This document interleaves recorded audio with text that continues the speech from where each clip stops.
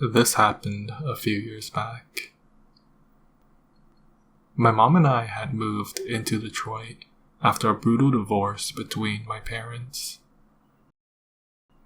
It was the second night sleeping at the new house, and neither of us had any energy to do anything after the move.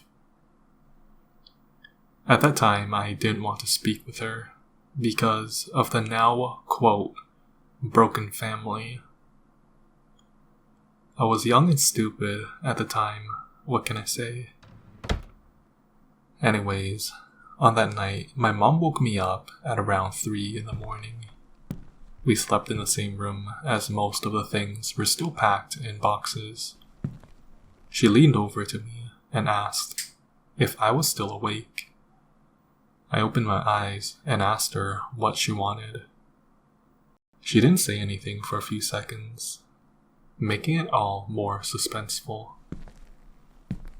She then asks me if I heard sounds coming from downstairs, something like footsteps. I told her no, and just as I shut my mouth, we hear drawers being opened and closed in the living room downstairs. Our house was being broken into and in the process of being robbed. We both scrambled out of our beds, sitting up, but not knowing entirely what to do. I looked at my mom, and she looked back at me. We didn't know what to do. We just stared at each other for what felt like forever. We were both frightened and scared for our lives. It was just me and my mom against who knows how many. As we sat there, I listened to the rumblings downstairs. I assumed my mom did the exact same thing because we were both practically motionless. Drawers opened and closed. Doors opened and closed. Boxes were being peeled open. Based off of my judgment and the sound of the footsteps, it sounded like there was only one person downstairs. Maybe we could take them, I thought to myself. But in all honesty, that was probably the worst idea ever. Who knows if they had a weapon, and who knows what they were capable of.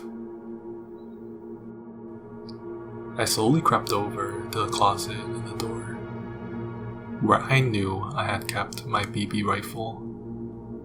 I grabbed it as quietly as I could while my mom went to grab the landline, presumably to call the cops. My hands were trembling.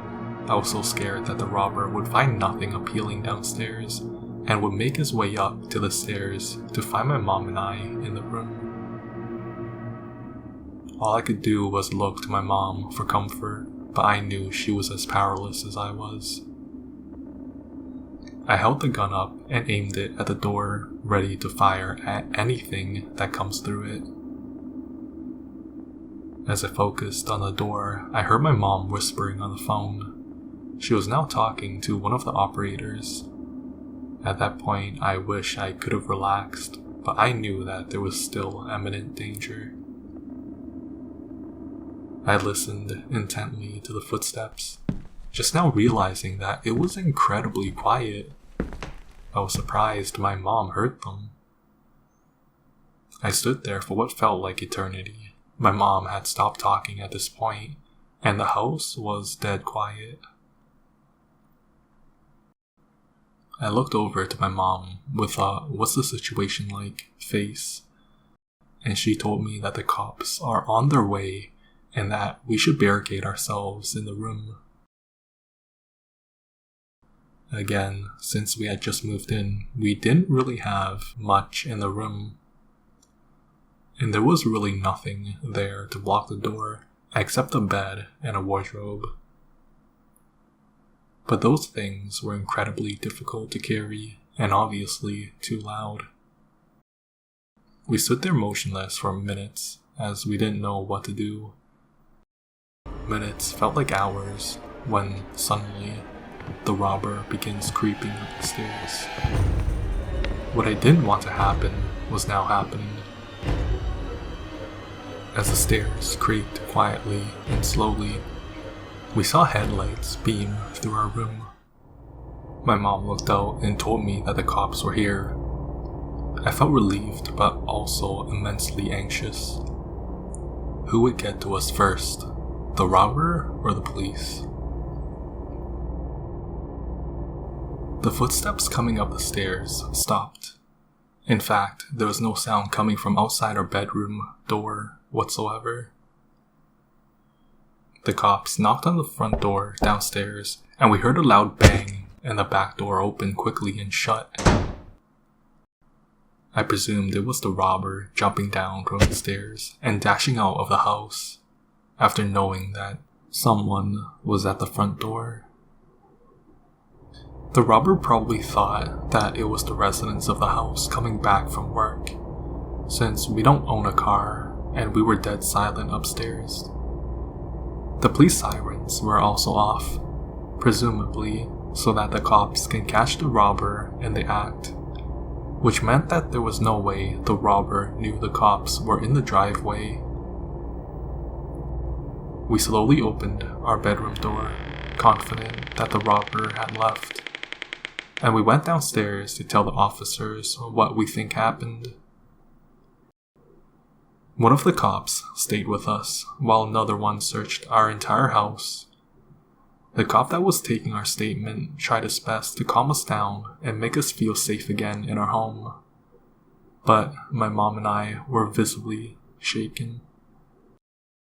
After about 20 minutes or so, the other cop comes back to us and tells us that there was no one in our house.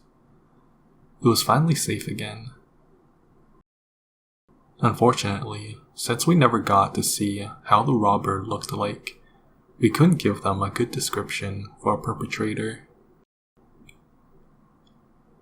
The creepiest thing was that the next day, I found footprints in our backyard looking into the house. I was pretty sure it was the robber's footprints. The robber was probably there for the longest time, just staring into our house, to leave behind footprints like that. It still creeps me out to this very day.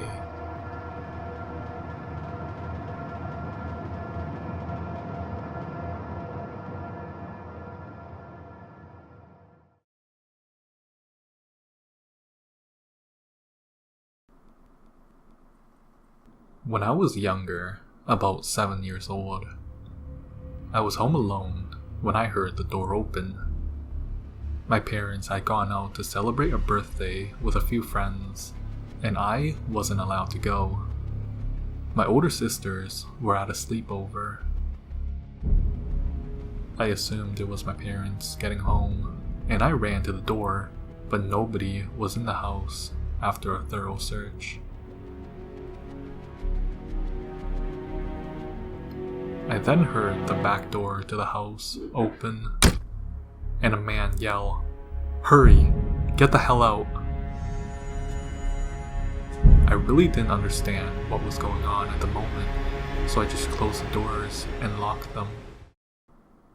After my parents got home, my mom and dad accused me of taking their money they had stashed away and asking me what I did with a few different things. After I told them what had happened, they didn't believe me until they saw that the hallway downstairs leading to our back door had muddy boot prints. They called the cops, and we all freaked out.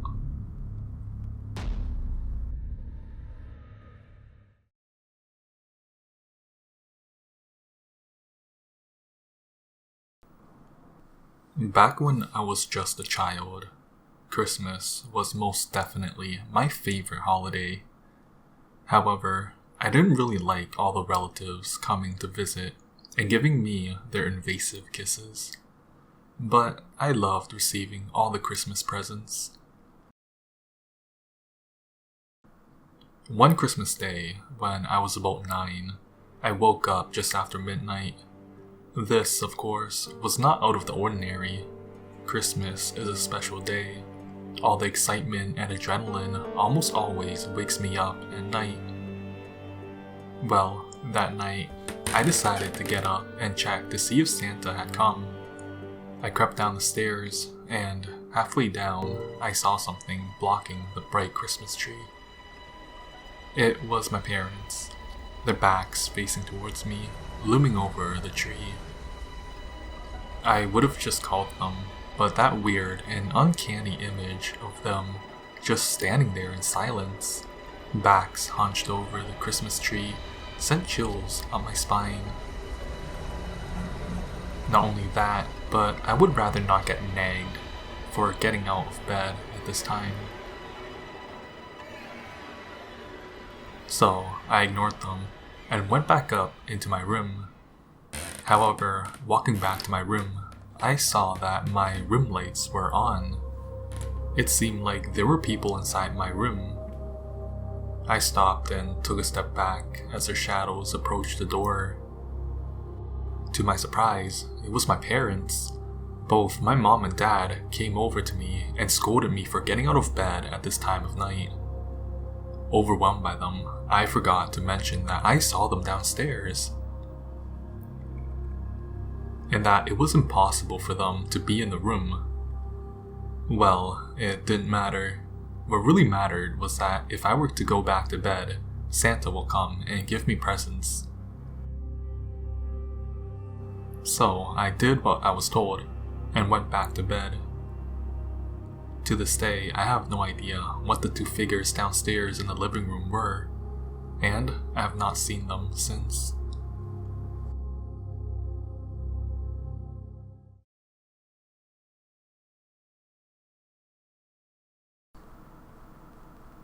Due to a multitude of factors, including a recent death of a close friend, I was unbearably depressed at this time. For that reason, my family flew across the country to visit me in LA, where I live. We thought it would be nice to visit Catalina Island. When we arrived, it became apparent to us that it was the off-season. It was late November, the weather was cold, and as a result, the island was nearly empty besides locals and a few straggling tourists such as ourselves. Our first priority was to ditch our luggage so we could explore the island. So we immediately checked into our motel. Though that word hardly does the place justice. I call it a motel because all the doors to the rooms exit to the outside. But in actuality, our room was one of the 20 to 30 quaint guesthouse looking buildings, arranged in sort of a horseshoe shape around a walkway, with rooms on either side of the path. The entrance to the motel was essentially one of the points of the horseshoe, and if you walked dead straight, you'd reach the room where we were given. Essentially on the corner before you have to go right to go further into the horseshoe. So from our room, one path leads back to the street and the other further into the secluded maze of rooms. After a day of exploring, and having just finished dinner, it was time for the cold dark walk back to the room. Catalina Island is a decent distance from the mainland, and let me just say, it gets dark. Similarly, dark was my headspace after the dinner conversation took a left-hand turn, and my overwhelming depression got the best of me. I pulled my black hoodie tighter over my freezing ears and walked ahead of my parents to the hotel room, telling them I just needed to get some sleep. And I did immediately. Depression sometimes makes it that way. I was already losing consciousness as they entered after me, drifting off without so much as a good night. I then woke up to my mom saying my name. A harsh whisper. The room had 2 beds. My parents' bed closer to the door and mine further in the room. My mom's voice cut through the silence again. She sounded concerned for me. I didn't blame her considering my mental state at the time. Groggy, I rolled over. "What?" I asked, as my eyes adjusted to the dim moonlight coming in through the curtains. I saw her turn to face me. She was surprised to see me in my bed. Her eyes got wide. If I'm in my bed, then who is she talking to? We both looked back to where she was previously looking to see a hooded figure in all black standing over their bed. This moment seemed to last forever. Life isn't like movies where characters unleash a blood-curdling scream. Sometimes the only thing that comes out is something panicked. My mom's words became low and severe as she said my dad's name in a dire voice. I've never heard her use it before. Then the hooded figure did something so bizarre and unsettling. It didn't advance to us, but instead crouched in the corner near where it stood. The way it crouched was so absolutely unexpected, even in regards to this already unexpected situation, that it terrified me. It seemed animalistic. I knew two things. The hooded figure had been standing over us sleeping, and it's not acting in any sort of way that I can understand. As opposed to the infinite moment of this figure standing over us mere seconds ago, the series of events that unfolded when my hulking ex-military dad woke up happened in an instant. Suddenly, we were out the door, not knowing which way the intruder went. My mom was screaming, "Get him! Get him!" My dad was running down one path of the horseshoe, further into the hotel, shouting through sheer adrenaline, "I'm going to kill you!" I ran down the other path towards the street. When I got there, not a sign of the intruder, but it became suspiciously quiet behind me. I ran back to the room to find my dad quietly walking back, his head low. He gets really close to me, and I hear him say, "It's a kid." The explanation: some young teen, tall and lanky as I am in my 20s, wearing all black, including a black hoodie, went into the wrong room, our room, the one time my parents just so happened to forget to lock the door. My mom woke up when he entered and, seeing a tall person in a black hoodie, thought he was me, assumingly leaving the room in a depressive episode. And when the hooded figure crouched, that was him realizing his mistake and panicking.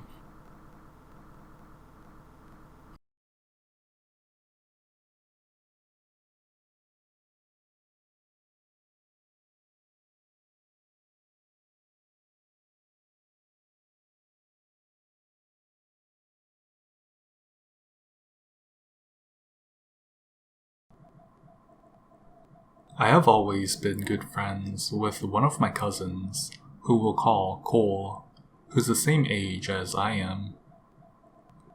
The two of us were not quite inseparable, but we always did get along very well together, and were often found together, both in school, as we'd always wound up in the same class together throughout elementary school, and outside of it. When we were 12 and in the 6th grade, I was hanging out with Cole on a Friday afternoon around the later part of May, and we were psyched at the start of the weekend.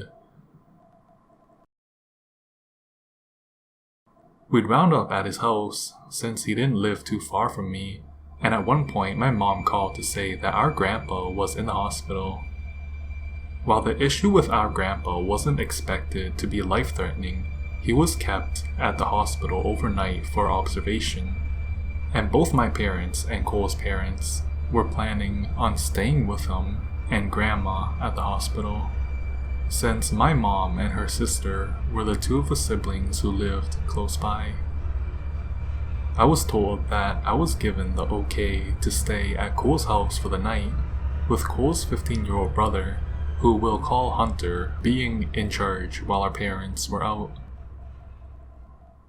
This was fine by us. I got along well enough with Hunter, and he was never the bossy older brother or cousin that some of my other friends said they had to put up with. We ordered out for pizza and enjoyed goofing off as boys did at that age. At around 9 or so, there was a knock at the front door, and Cole went to answer it. I was a bit curious as to who it could be at that time of night, and so I watched from a ways back. At the door were 2 older guys. They said that they were with the city, and they were investigating reports about the water pressure supposedly being bad in the neighborhood. They asked Cole if his parents were home, and when Cole said they were unavailable at the moment, which we were told to say to strangers if our parents weren't home, the guys started asking a bunch of questions about how the water pressure was in the house, and if they could come inside to check it. Hunter came over at that point and politely told the guys that the water pressure was fine, and perhaps they should move on to check on other homes in the neighborhood. The guys seemed reluctant to leave, but turned and walked away after Hunter started closing the door. After the door was shut, we looked at each other and shrugged, but didn't think too much of it after that, and went back to goofing off. Eventually, we decided to go to bed. Cole and Hunter shared a bedroom, and we all agreed that I'd sleep in there with them rather than me hitting the sack on the couch or something like that, so that we could talk while we fell asleep. And Hunter grabbed a sleeping bag out of their camping supplies for me. When we got into their bedroom, they stripped down to their briefs, and I remembered Cole had mentioned to me once a while back that they had started sleeping in just their underwear. Since I hadn't originally planned on staying the night, I hadn't brought anything with me from home as far as overnight stuff. But since I wasn't in the mood to sleep in my clothes, I stripped down to my briefs as well, though I felt a bit embarrassed, even though we were all guys there, and I knew that I wouldn't say anything or be judgmental. They climbed into their beds, and I quickly crawled into the sleeping bag, and after talking for a while about random stuff, we eventually fell asleep. Early the next morning, I got up because I had to pee, and so I quietly got out of the sleeping bag and went and did my business in the bathroom.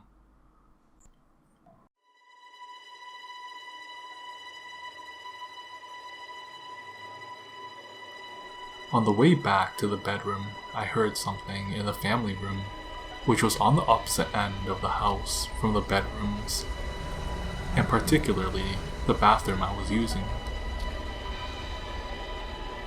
I didn't pay too much attention to it at the time, thinking it must be either Cole or Hunter, until I got back into the bedroom and realized that both of them were still in there. Trying not to panic, I woke them up and told them that I thought someone was in the house. They quietly followed me, and the moment we walked into the family room, we saw the 2 guys from the night before in there. It was rather clear they were robbing the place. One of them started moving towards us as he pulled out a wicked-looking knife. The 3 of us probably raced to the front door, somehow managed to get it unlocked and open, and we fled outside. As luck would have it, a cop was driving by at that particular moment. We quickly flagged him down and told him about the 2 guys in the house. The cop called for backup, and within a couple of minutes, several other cops were there. They proceeded to enter the house, and after some searching, they caught the 2 guys. The cops figured out that the 2 guys must have entered from a window in the laundry room that had a broken latch, and had probably targeted that house, because while it wasn't empty, they probably realized that there were no adults there, and figured that if we discovered them, we could be more easily dealt with than adults. To add insult to injury, while we were waiting outside while the cops searched the house, both to get the two guys and make sure that there was no one else with them. Some of the neighbors came out to see what the commotion was, and this included some kids who went to the same school as Cole and I, including a few more who were in our 6th grade class with us. It was during that time that the three of us realized that we'd never had the chance to get dressed.